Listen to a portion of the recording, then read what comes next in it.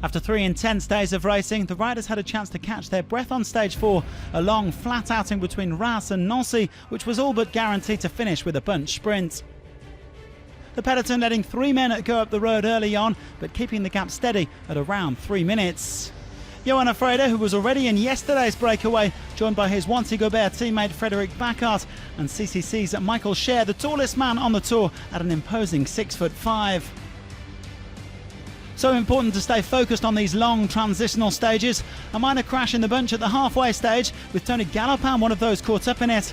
He was the last Frenchman to wear the yellow jersey in 2014 before Julian Alaphilippe's superb efforts yesterday. The world number 1 not the only one making a splash on this tour. The peloton closing the gap to 2 minutes by the intermediate sprint with a shade over 66k to go. Fred Bacart stretching clear of Scher and Freder for maximum points. And like yesterday, Elia Viviani was quickest from the bunch, dashing to the line ahead of Sonny Colbrelli and Peter Sagan.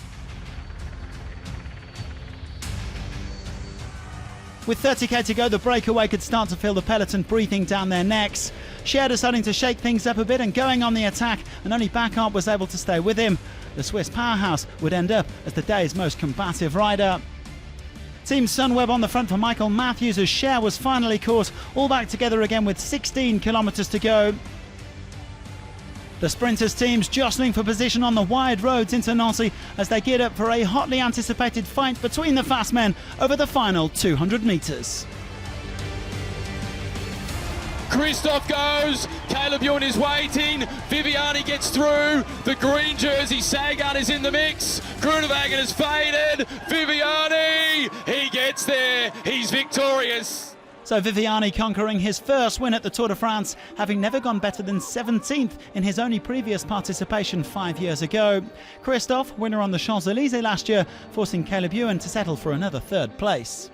Today we do a perfect job, you see the lead out how they do, so I need just to thank the team, so Morkov and Max, they are really unbelievable. So I just miss that win. I win in the Giro, win in the Vuelta, and now with the Tour de France, so that means a lot for me.